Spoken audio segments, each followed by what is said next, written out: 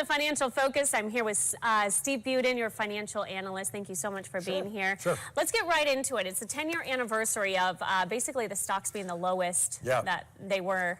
Right? So talk about that. It's amazing that the financial crisis has already been 10 years. It's amazing how time flies, right?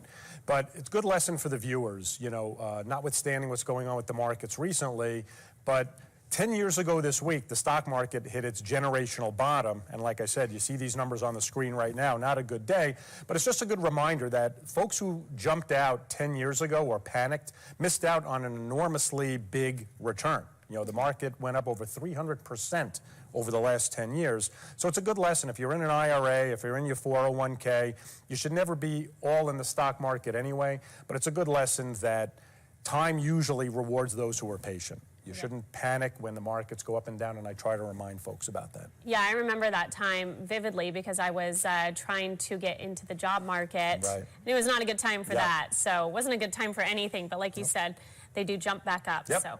All right, let's talk about tax season. Lots of scams out there, though, and you've even gotten a couple. I did. I've gotten a couple of calls in the last week stating that they are from the IRS. They need my personal information to verify my return and my refund. Well, number one, I didn't file my taxes yet, but number two, the IRS doesn't call you. And they could be, these voicemails can be pretty intimidating if you don't know what you're doing. So do not respond to these because the IRS will contact you by mail, not phone. But like I said, the voices could be pretty severe, pretty intimidating, and they may frighten some people into giving some information, but do not fall for it. Yeah, that's a good reminder because, you know, if you hadn't said anything, how would I know? I'm thinking, okay, who am I to question you? That's right. You know? Right. And it is tax season, so. All right.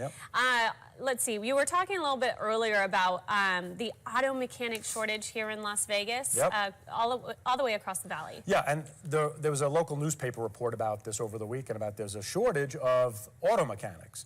Now, I bring these stories up because there's a trend that's growing that not everybody has to go to college. You know, 10, 20 years ago, everybody said, oh, you have to go to college, get a degree, or you may not be employable. But now you're seeing that there's all kinds of trades that are short. I've mentioned this before. The home builders are having a lot of trouble finding plumbers and roofers and framers, and auto mechanics is another example of you may not have to go to college to make yourself a good living because with the shortage comes potentially an increase in wages, right? Supply and demand will take over, and you don't have to go to college to become an auto mechanic. But what's interesting now is the auto mechanics of today are a lot different than before. You need to have some computer training because most of our cars are basically computers on wheels.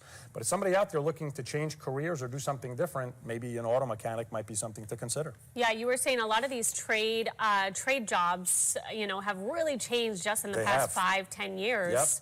And so that, you know, they are highly sought after because it is a skill. You do need to know, you know, exactly what you're doing with those computers on wheels. And they're not taught in college. A lot of those skills are taught in trade schools and alternative universities, but not everybody is designed or has to go to college, and you can still make a good living. So auto mechanics greatly needed here in the valley. Absolutely. If you are looking for a job or a career path even, that might be a good option for you. Steve, thank you so much for joining us today. We'll be right back after the break.